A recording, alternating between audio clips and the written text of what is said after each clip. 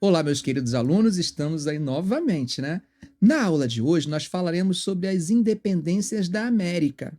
Isso. Mais precisamente, as independências da chamada América Latina. Você sabe o que é América Latina? A América Latina, esse conceito, ele vai surgir a partir dos franceses.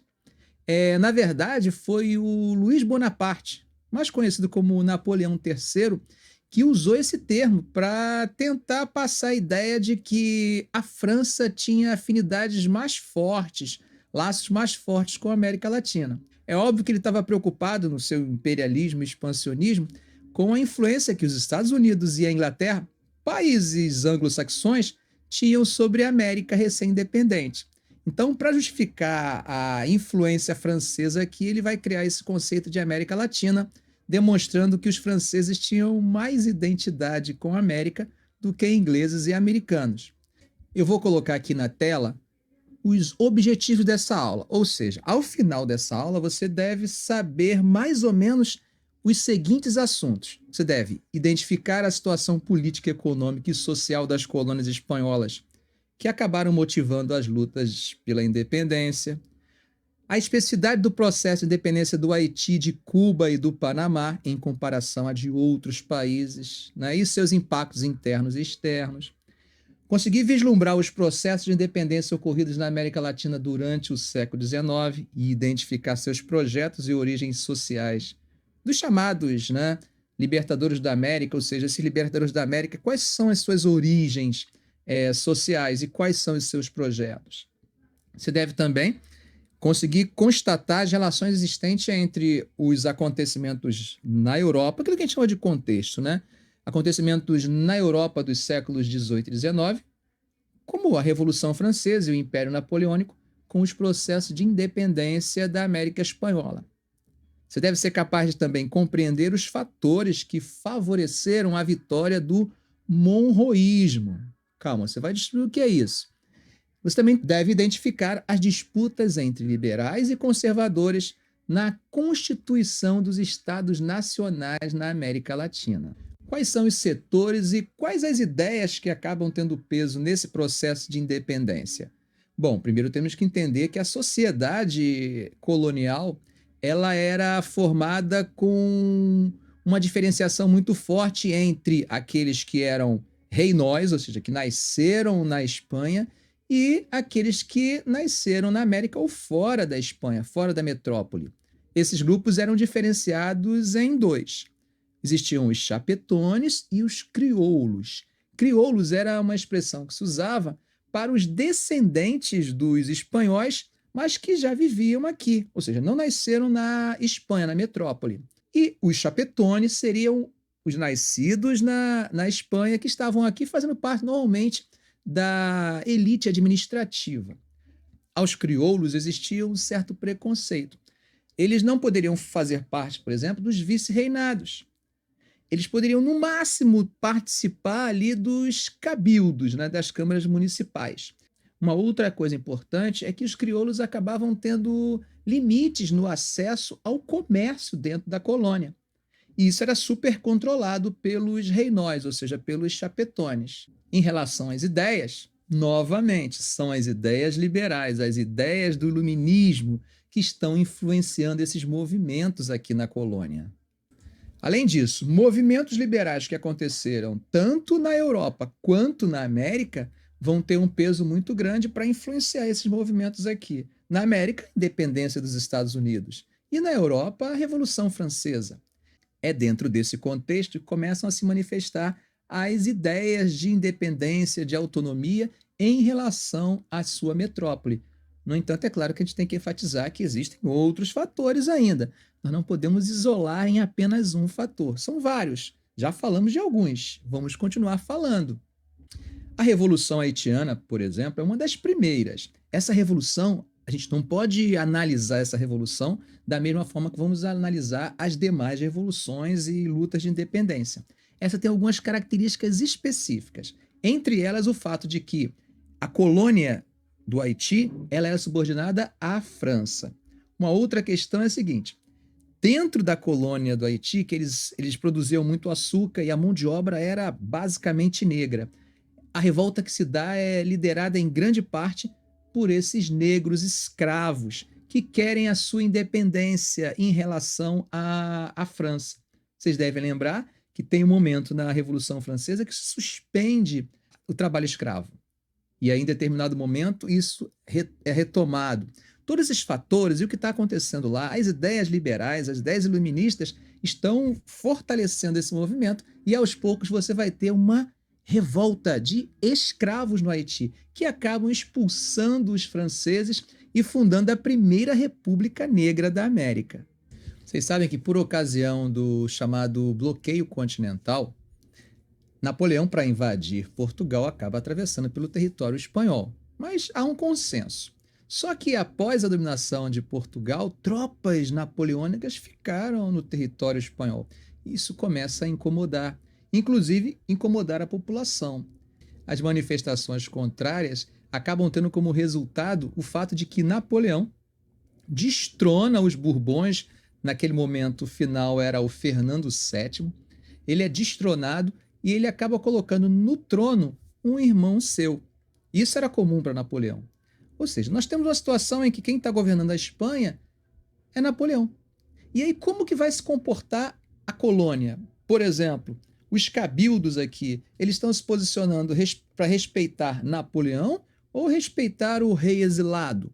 Essa situação de insegurança que a gente chama de cabildos livres ou cabildos abertos, esse momento de insegurança ele vai favorecer as disputas internas. Alguns grupos fiéis ao rei espanhol, outros grupos já pensando na autonomia. Podemos dizer, inclusive, que essa autonomia, essas lutas de independência, elas se constituem numa espécie de reação dos crioulos com a opressão e a dominação e o monopólio exercido pelos chapetones e por essa administração espanhola, que nesse momento final ela está começando a ficar cada vez mais exigente fiscalmente. Estão havendo reformas e isso aí está gerando uma insatisfação. Então nós podemos dizer que temos uma insatisfação gerada em cima desses crioulos e começam a formar lideranças e assembleias insurrecionais em toda a região da América, desde o sul até a América Central. Mas é claro que não podemos deixar de citar também lideranças indígenas, como é o caso da luta de independência que acontece no México. Quando falamos do processo de independência da América Espanhola, nós temos que ter cuidado porque o período é longo. Começamos ali em 1810, mas vai ter independência da América Espanhola até no finalzinho do século XIX, já quase virando para o século XX. Mas o período de maior concentração realmente desse processo de independência vai acontecer entre 1810 e 1825. Em 1810, podemos destacar a Revolução ali na Argentina, que é quando o vice-rei da província de Buenos Aires acaba sendo expulso. Ali nós temos o início desse processo revolucionário. E o momento final, vamos dizer assim, desse processo mais intenso, se dá com a Batalha de Ayacucho, no Peru. O Peru era uma região muito importante justamente por causa da existência ali das chamadas minas de Potosí. As maiores minas de prata da história estavam ali no Peru. Então o Peru tinha uma importância estratégica muito grande. E vai ser exatamente ali o fechamento desse processo mais intenso de independência. Aqui na tela fica mais fácil de você perceber como que essas revoluções vão acontecendo, né? Ali embaixo você vê a Argentina, ali em 25 de maio de 1810, dando início, e aí vai se espalhando. Você tem ao lado o Chile, né, também tendo essa revolta. No Chile, inclusive, O'Higgins seria o grande nome dessa luta de independência. Você tem no Equador, tem na Bolívia, no Paraguai, na Venezuela, que a Venezuela era a terra exatamente do Simão Bolívar, né? Temos no México, na Colômbia, vocês vão ver que está se espalhando ali. E vocês vão perceber que realmente esse é o período onde tem maior intensidade essas lutas de independência, entre 1810 e 1825.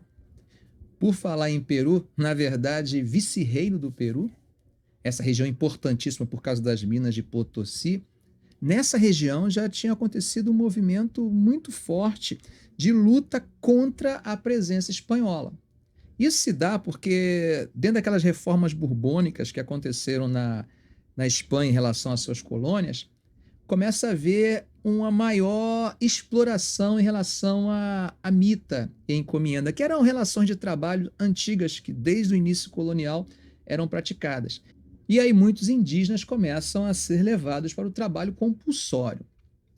Um líder indígena, Tupac Amaru, que era descendente de Tupac, um dos últimos soberanos incas, ele escreve uma carta para o governo espanhol pedindo que diminuísse o número de trabalhadores exigidos, mas o governo espanhol não aceita e isso vai acabar levando a uma revolta.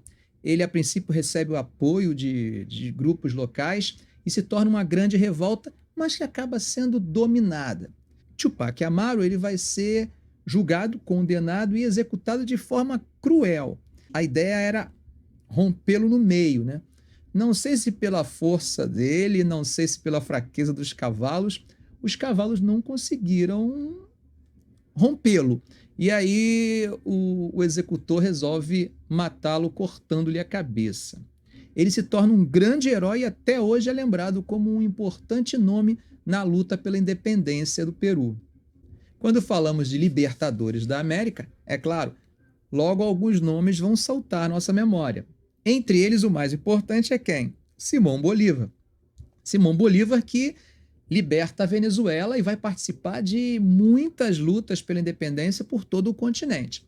O outro nome é San Martín. San Martín se destaca por libertar a Argentina. Ele até participa da libertação do Chile, mas os chilenos preferem colocar todos os louros nas mãos de O'Higgins. Agora, quando eu penso em grupos sociais que lideraram esse processo de independência, eu posso pensar em três grupos. Por exemplo, índios. E aí, como representante dos índios, eu posso lembrar de quem? Do Hidalgo e do Morelos, na independência do México. Negros, africanos. Aí eu lembro de quem? Dessalines e Toussaint Louverture na independência do Haiti. E, é claro, San Martín e Simão Bolívar representavam aquilo que nós chamamos de crioulos. Será que a Europa concordava com as lutas de independência? Você vai pensar, claro que não. Aí eu te falo, depende. Que Europa você está falando da continental? Tem outra? Tem a Inglaterra. A Inglaterra, por exemplo, ela era simpática ao processo de independência da América. Vamos lembrar que a Inglaterra era liberal. Vamos lembrar que a Inglaterra tinha relações comerciais no mundo inteiro. Além da Inglaterra na Europa, nós temos os Estados Unidos aqui na América. E os Estados Unidos tinham uma política de pregar exatamente a independência da América em relação aos europeus. Não é à toa que em 1823 vai ser lançada a chamada Doutrina Monroe. Mas a doutrina Monroe, representada pelo presidente americano James Monroe, ela tem uma visão de independência da América um pouquinho diferente da visão de independência da América do principal libertador, Simão Bolívar. Para Bolívar, era necessário que a América se unisse, porque só assim ela poderia escapar, ela poderia resistir às suas principais ameaças. E quais seriam as principais ameaças que a América independente passaria a ter? Agora não mais a Espanha, agora não mais a França, mas a Inglaterra e os Estados Unidos. E para resistir a esses dois adversários, teria que haver uma América unida. Esse era o projeto bolivarianista. Já para os Estados Unidos, para James Monroe, que embora defendesse a independência da América, eles preferiam uma América independente. O que a gente poderia dizer? Uma América fragmentada. E aí o que vai acontecer? Tem dois projetos que entram em disputa: o projeto bolivarianista e o projeto monroísta. E aí eu pergunto a vocês, qual dos dois projetos dá certo?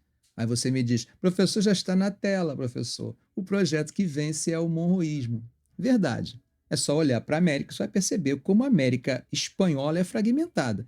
Com exceção da América portuguesa, o restante da América é todo fragmentado. E por que esse projeto não deu certo? O projeto de Bolívar de unificação não deu certo? Ele não deu certo por alguns fatores. Entre esses fatores, nós podemos destacar a Inglaterra e os Estados Unidos, que não tinham interesse numa América unificada. Também as disputas que aconteciam entre San Martín e Bolívar. Eles cooperavam, não eram inimigos entre si, eles cooperavam, mas eles tinham diferentes percepções e visões acerca da melhor forma de se governar. Por exemplo, San Martín chegava a propor a vinda de um soberano, uma espécie de monarquia. Então, os projetos não eram muito convergentes. E essas disputas políticas, por mais cavalheirescas que sejam, eles eram muito cavaleiros, essas disputas acabam gerando atritos. Uma outra coisa que a gente pode pensar é a questão dos crioulos. E aqui, quando eu falo dos crioulos, eu estou falando dos crioulos após a independência. Esses crioulos que vão formar pequenas elites, eles vão se tornar aquilo que a gente vai chamar de caudilho na América Espanhola, que são líderes locais que vão se enchendo de poder, vão liderando a independência naquela região, Bolívar vai para outra, ele fica aqui, e aqui ele vai constituindo o seu poder. Ao constituir esse poder, ele não quer abrir mão desse poder em prol de uma unificação. Então, esses projetos locais desses caudilhos também se apresentam como uma barreira para o projeto de unificação de Simão Bolívar. Bom, eu já havia falado para vocês que nesse processo de independência da América, nós temos alguns casos especiais. E por que seriam casos especiais? Porque essa definição toda que eu fiz aqui de crioulos, cabildos livres, dessas disputas internas, isso se dá muito mais na grande parte da independência, mas tem alguns casos que isso não se casa muito bem. Uma por questões temporais, tá? Que está muito distante desse período, e outra por questões sociais mesmo, que é o caso do Haiti. A Revolução Haitiana se dá por outra lógica. Quem vai fazer a revolução, quem vai tomar o poder são os escravos. Isso não aconteceu nas demais descolonizações, né? Então, já sabemos que é uma situação específica. Quando falamos da independência cubana, ela também acontece num outro contexto. Lá em 1898, quando Cuba era ainda uma colônia espanhola, mas que acaba ganhando a sua independência por uma guerra entre Estados Unidos e Espanha. Estados Unidos luta contra a Espanha na Guerra Hispano-Americana, vence a Espanha e dá autonomia a Cuba. O Panamá é outra coisa. O Panamá, nesse momento da independência, o Panamá era uma espécie de possessão da Colômbia. E aí o que vai acontecer? Os Estados Unidos tenta negociar com a Colômbia a construção de um canal, a Colômbia não quer aceitar, existia um movimento separatista dentro da Colômbia, e aí o que vai acontecer? Esse movimento é fomentado pelos Estados Unidos, e aí esse movimento de independência do Panamá se torna vitorioso. É nesse contexto que os Estados Unidos fazem um tratado com o Panamá e constrói ali o canal. Então são independências separadas, tá? Agora, esses estados, ao se tornarem independentes, eles vão encontrar certa dificuldade na formulação de um projeto de Estado propriamente dito. Nós vamos ter repúblicas, em todos os casos, com exceção para o México, que tem uma experiência, pequena experiência monárquica, quer dizer, e o Brasil, né? O Brasil ficou centralizado e foi monarquia. O México teve uma pequena experiência, mas logo foi experimentar a república. Então nós tivemos repúblicas. Mas qual a forma de Estado? Como é que seria a organização desse Estado? E aí vão haver disputas entre dois projetos. Esses dois projetos são chamados unitaristas e os federalistas. E aí, quando eu falo de unitarista e federalista, você deve se lembrar da aula passada. Como que eu tive o maior cuidado para explicar a vocês a independência americana e o projeto de Estados Unidos entre uma disputa entre confederação e federação? Lembram por que eu tive o maior cuidado, falando, gente, isso aí pode confundir vocês mais tarde, então eu preciso explicar muito bem explicado? Muito bem, nessa aula nós já temos uma discussão desse tipo, que se vocês não tivessem entendido lá atrás, poderiam se confundir aqui. Nós temos, então, um projeto unitarista e um projeto federalista. O projeto unitarista pensa um Estado único. É isso aí, um Estado único. Já o federalista, ele pensa uma descentralização, onde as partes, as províncias, os estados, né, têm a sua autonomia. Vê que não está se discutindo aqui a questão de soberania, é autonomia. Então, é um modelo federativo de autonomia que está se contrapondo a um modelo de centralização. Ou seja, a discussão entre centralização e descentralização, unitaristas e federalistas, acaba sendo o marco principal das discussões na formação daquilo que seriam os estados nacionais nessa América independente. Ok, gente? Mas não vamos embora ainda. Vamos agora fazer algumas questões para ver se a aula foi proveitosa. A primeira questão diz assim: o processo de independência das colônias americanas em relação aos países europeus se deu de diferentes formas em cada região do continente.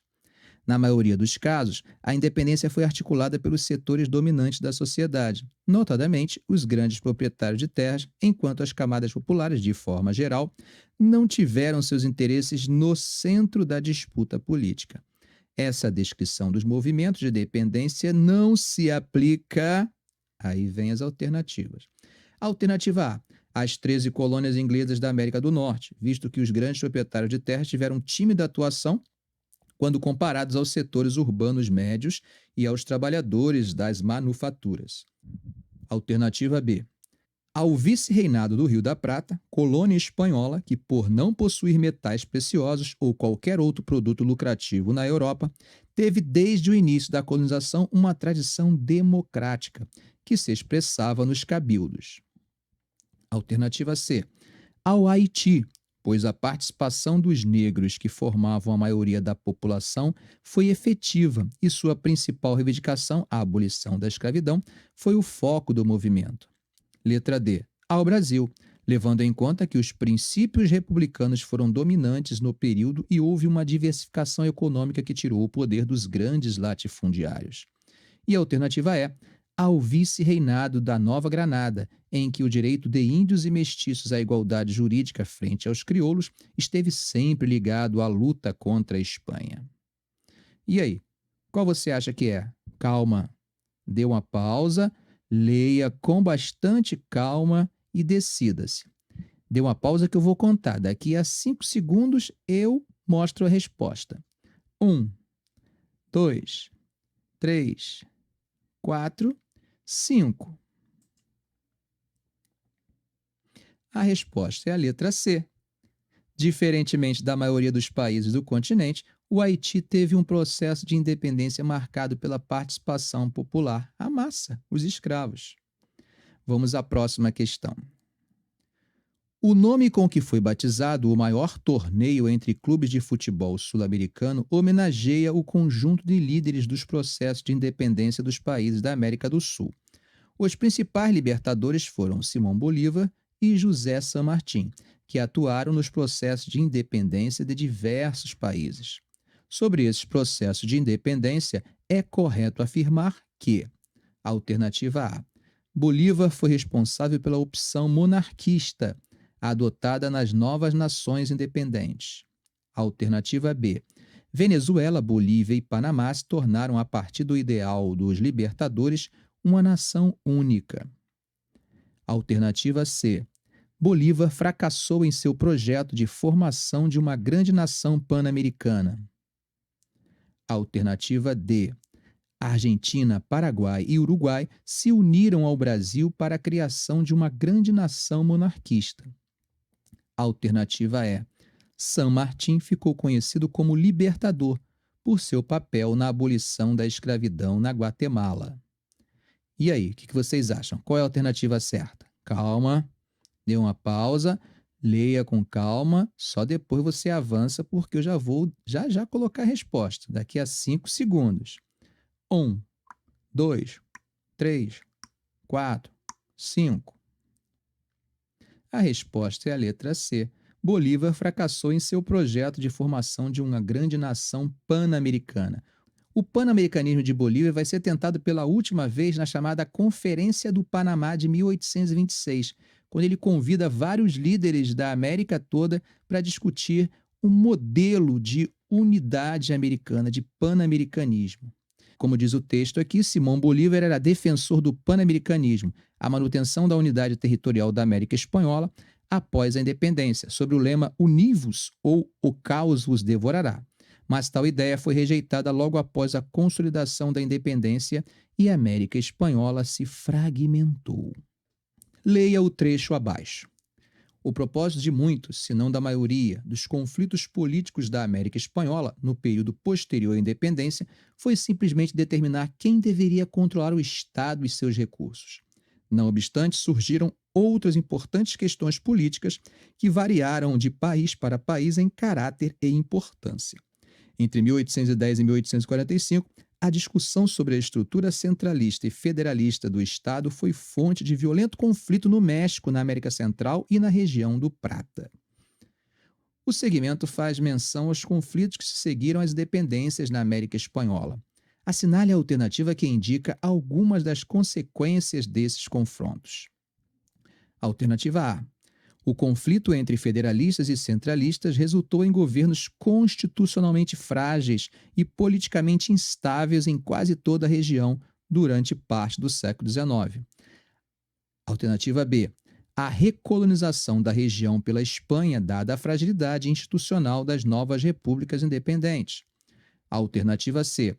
O surgimento de governos democráticos e com ampla participação popular, ainda no século XIX, como uma das formas de resolução desses conflitos políticos. Alternativa D. A estruturação de monarquias centralizadas por toda a região, após o fracasso político das repúblicas independentes. Alternativa E. A vitória dos movimentos federalistas e a derrota definitiva dos projetos centralistas e autoritários que se opunham a eles. E aí, qual que você acha? Calma, dá uma pausa, leia novamente, só depois dê play. Vou contar de 1 a 5 e vou mostrar a resposta. 1, 2, 3, 4, 5. Alternativa A. O conflito entre federalistas e centralistas resultou em governos constitucionalmente frágeis e politicamente instáveis em quase toda a região durante parte do século XIX. Eu diria para vocês que até o século XX. Não é à toa que os países da América Latina acabam ficando conhecidos como República das Bananas, devido à instabilidade política que vai rolar na região. A resposta era A. As disputas a respeito do tipo de governo a ser adotado pelas repúblicas oriundas da América Espanhola, se federalista aos modos dos Estados Unidos ou centralista aos modos europeus, acabou atrapalhando a consolidação das independências, levando a fragilidades políticas e econômicas. Espero que vocês tenham acertado todas. Bom, nós ficamos por aqui. Não deixem de fazer os exercícios propostos do livro, tá? Também não deixem de conferir os comentários com os gabaritos das questões anteriores. Isso é muito importante. Faça lá sua leitura do livro, seu resumo. E eu vou deixar também um link para essa semana com algumas questões para vocês fazerem online. Fazer online é muito importante porque com isso eu sei exatamente onde estão os pontos fracos de vocês e aí eu posso reforçá-los. Ok, gente? Um grande abraço.